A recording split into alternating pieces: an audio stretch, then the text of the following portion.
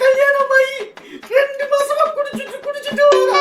அப்படி என்ன பிள்ளைய பாடுபடுறாளோ. ஏமா நீ அதை திருத்த வேண்டியதானமா? அதுக்கு தானமா உன்னை கல்யாணம் பண்ணி வச்சோம். ஐயா என்னத்தை டெய்லி 2 மாசம் குடிச்சிட்டு வராரு திருத்த மாட்டேன்னு சொல்லிட்டு கேக்குறீங்க? உங்க பையன் திருத்துறதுக்கு தான் என்னை கல்யாணம் பண்ணி வச்சீங்களா? அதுக்கு தான் எனக்கு பிறந்திருக்கோம்.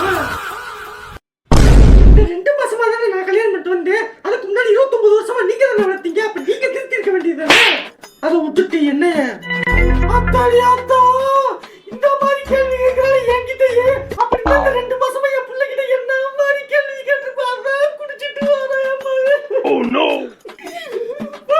உங்க குடும்பத்தை பிரச்சனை தலையிடவே மாட்டேன். என்னைய பார்த்து இந்த கேள்வி கேட்டுட்டா.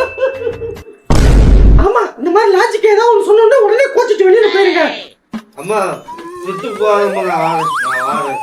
ஏய் நீ எங்கடா போற? உன்னால தானே எல்லாமே. இன்னைக்கு வாடா பண்ண எழு.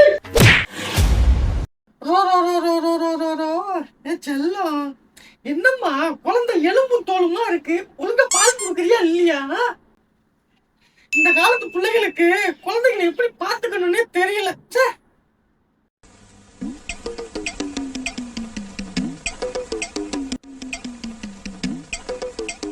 Several days later.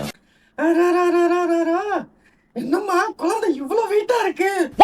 கண்டது கலதே கொடுத்துறாதம்மா. இவ்வளவு வெயிட்டா இருந்துச்சுன்னா பாக்குறவங்க எல்லாம் கண்ணு போட்டுருவாங்க. இந்த காலத்து பிள்ளைகளுக்கு குழந்தைகளுக்கு எதை கொடுக்கணும் எப்படி கொடுக்கணும்னே தெரிய மாட்டேங்குது. மாதிரி ஊழச்சதையா இருக்கு.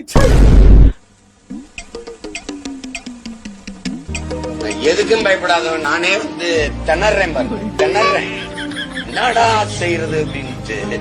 அது ரொம்ப கஷ்டம். ரொம்ப கஷ்டம். ஆபத்தானவர்கள் இவர். பரவாயில்லம்மா நேற்றுதான் பிறந்த மாதிரி இருந்தா அதுக்குள்ள 2 வருஷம் ஆச்சு தெரியுமா? அதான் 2 வருஷம் ஆச்சுல. அப்படியே அடுத்த குழந்தை இல்லம்மா கையோட கையா அப்படியே போச்சுன்னா சீக்கிரம் பத்துட்டீங்கன்னா 2 ஒண்ணு மட்டும் சேர்ந்து இருக்கு. தங்கச்சி அக்கா தங்கச்சி அப்படின்னு சொல்லிட்டு அதுக்குத்தான் சொல்றது. பெரியவங்க சொன்னா கேளுங்க. அப்படியே கையோட கையா அவன்கிட்ட பேசி என்ன ஏன்னு பார்த்து முடிச்சு விட்டுருங்க. நாங்க பாத்துக்கிடுதோம்.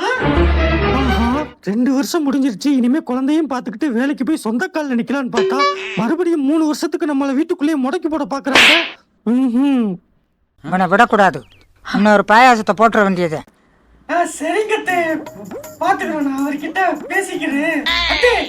சாயங்காலம் பாயாசம் போடலான்னு இருக்கேன். மறக்காம வந்துருங்க. இது பாயாசமா? சரி சரி சரி சரி. முந்திரி பருப்புலாம் போட்டு வச்சிருக்கியா? ஆமா ஆமா முந்திரி பருப்பு பாதாம் பருப்புலாம் போட்டுதான்.